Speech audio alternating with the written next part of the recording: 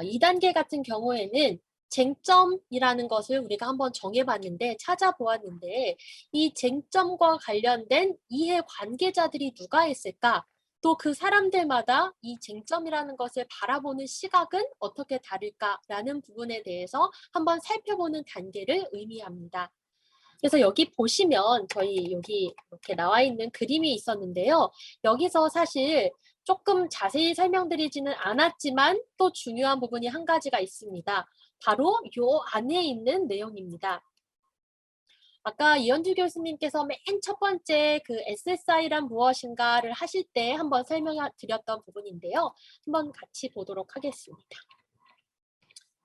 바로 이 사이클 안에 들어가 있는 이 네 가지 요소입니다. 이 네 가지 요소는 어떤 의미를 갖냐면 과학기술이라는 것이 가질 수 있는 과학기술만이 가지는 본성과 관련된 부분들이 있습니다. 이제 과학기술이라고 했을 때 과학만 나오면 되는 거 아니야? 기술이 개발만 되면 끝 아닌가라는 생각을 하실 수도 있겠지만 과학기술은 사회에 영향을 줄 수밖에 없는 부분이 있잖아요. 또 사회가 요구하는 부분을 그 과학기술로 만들어지는 부분도 있기 때문에 서로 간에 굉장히 긴밀한 연계가 되어 있다라는 것이 첫 번째입니다.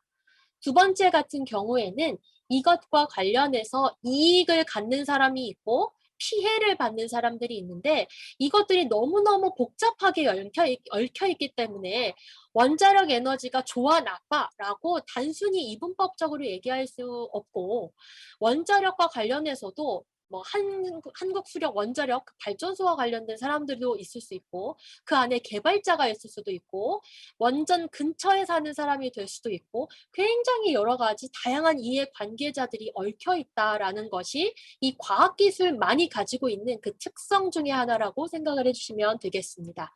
그래서 이렇게 여러 가지 사람들이 얽혀 있기 때문에 그 부분을 한번 조금 더 자세히 펼쳐봐서 이 쟁점, 원전, 뭐 탈원전이라는 걸 정하신 분들이 계셨는데 그것과 관련해서도 어떠한 사람들이 영향을 주고받고 그 중에서도 이 관계가 굉장히 중요하고 이런 부분에 대해서 그려보실 수 있는 기회를 제공하고자 합니다.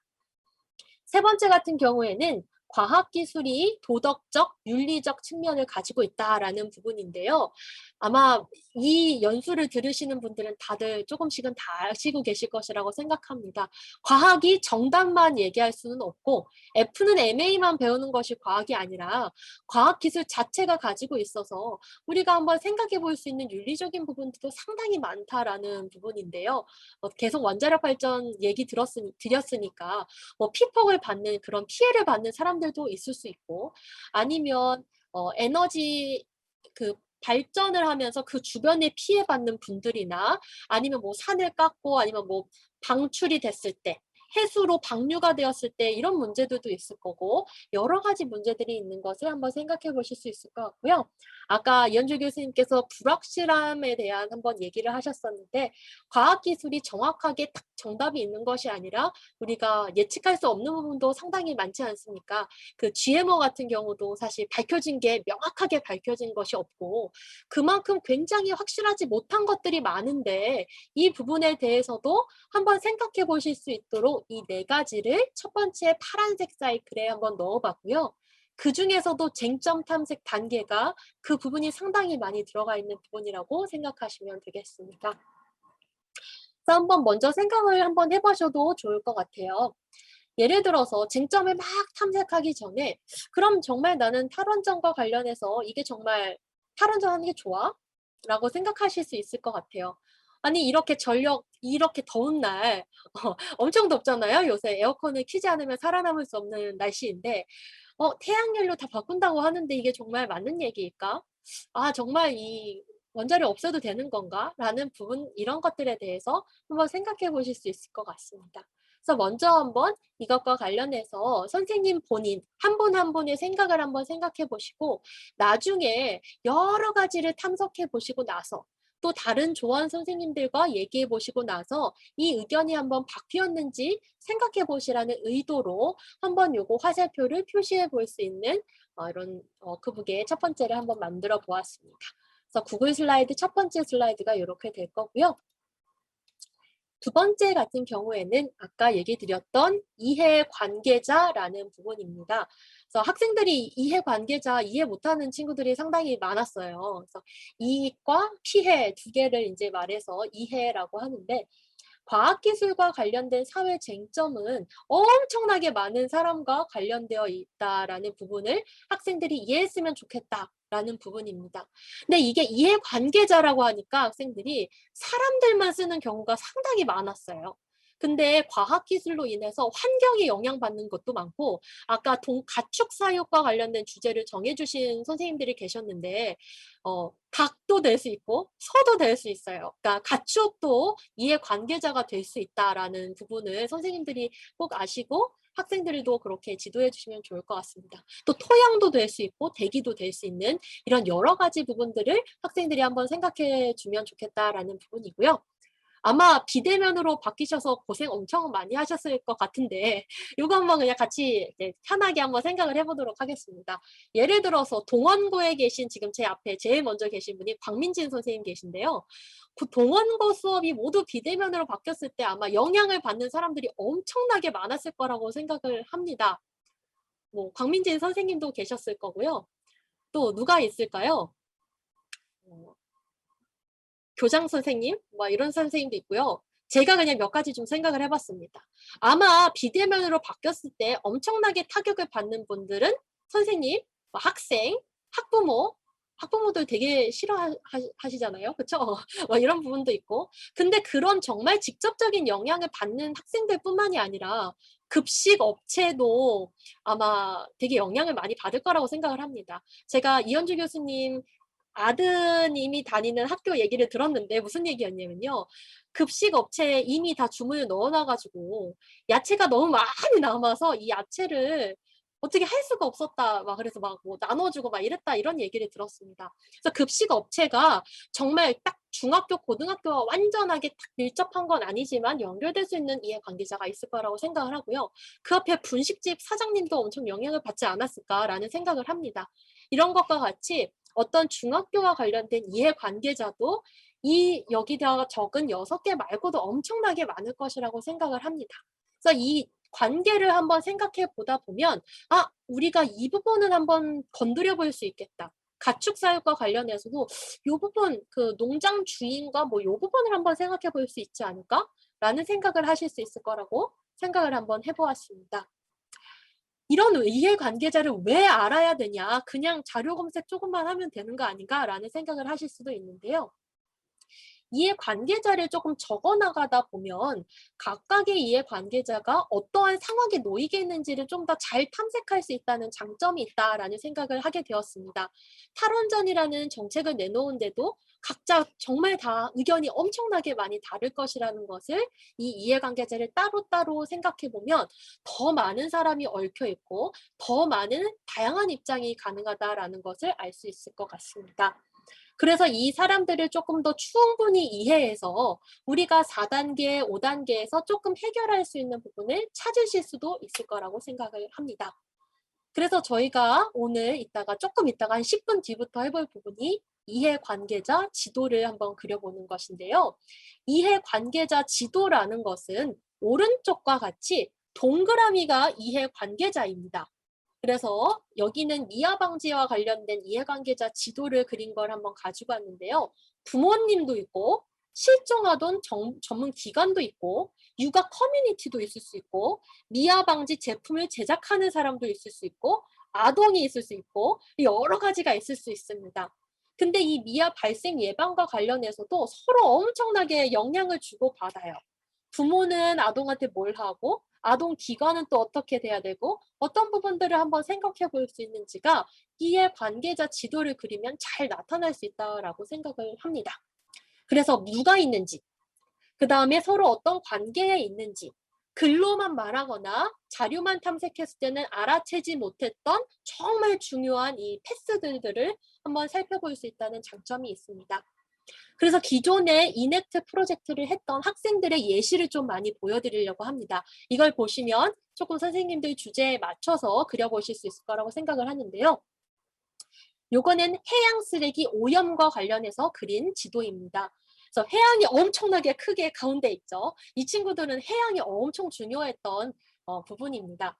그리고 여기에는 지역 주민도 있을 수 있고 관광객도 있을 수 있고 공장, 기업, 정부, 국제사회가 있을 수 있는데 각각의 화살표가 두꺼울수록 더 큰 영향을 주고받는 겁니다.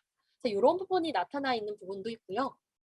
메타버스 기술로 인한 사회 문제에 대해서 한번 생각해 본 조들은 중요도에 따라서 색상을 한번 다르게 나타냈는데 나름대로 굉장히 자세하게 그렸습니다. 그래서 메타버스 개발자들도 있을 텐데 그냥 개발자가 아니라 하드웨어, 예를 들어서 VR도 해당하거든요. 그러면 오큘러스라는 그런 하드웨어를 만드는 개발자들도 있지만 그 컨텐츠를 만드는 개발자들도 따로 있다라는 굉장히 세분화된 학생들의 생각이 보이게 됩니다. 그다음에 사용자도 교사, 선생님 같은 교사가 있고 학생이 있고 소비자가 또 따로 있고 기업가도 있고 또 투자자도 있고 여러 가지가 지금 얽혀 있는 것들을 한번 보실 수 있을 거라고 생각을 합니다. 사실 저는 이 중에서 조금 많이 참고해 주셨으면 하는 부분이 이 지금 나오는 생리대조의 이 이해관계자입니다.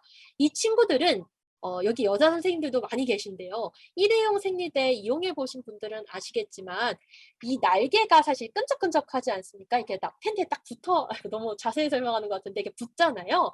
근데 이 친구들은 어디에서 뉴스를 봤는데 이 접착제가 엄청 몸에 안 좋다는 그런 걸 본 거예요. 화합물이라서. 근데 이 여기에만 접착제가 들어가는 것이 아니라 흡수되는 시트층 안에도 막 접착제를 이렇게 막 뿌리는 그런 영상을 하나 보게 됩니다. 뉴스도 접하게 됩니다. 그래서 이 학생들은 이 생리대와 관련된 문제를 한번 찾아보기 위해서 자료 조사를 하는 과정에서 많은 이해관계자들을 한번 나타내게 됐어요. 그래서 생리대를 중심으로 해서 소비자, 여성이라는 소비자도 있고 거기서 사람들이 너무 우리나라 안 좋은 게 많아서 직구하는 부분을 보고 직구 대행 회사도 있고요. 외국 생리대 기업도 있고 시민 단체가 환경과 여성의 건강을 위해서 노력하는 사람들도 있고 정부 그다음에 이거를 안전을 확인해주는 식약품, 식약처 뭐라고 하는지 모르겠네요. 식품의약품안전처 이것뿐만이 아니라 대체재 생산 업체 해서 굉장히 많은 제품들, 환경도 해양, 대기, 토양, 그다음에 제조사도 단순히 제조사가 아니라 펄프 제조회사, 화학약품 제조회사, 친환경 기술 개발자 이런 여러 가지 그 생리대 하나를 보는데도 굉장히 많은 관계자들이 있고 영향을 주고받는다는 것을 이렇게 좀 표현을 해놨다고 생각을 합니다. 선생님들께서도 정하신 주제와 관련해서 어떤 이해관계자가 좀 있을까? 그 관계는 어떠할까? 한번 봐주시면 좋겠습니다. 오른쪽은 이제 베트남 호수의 오염 문제와 관련해서 한번 그려본 건데요. 이 친구들도 부정적인 영향과 긍정적인 영향을 분홍색과 초록색으로 조금 나타냈습니다.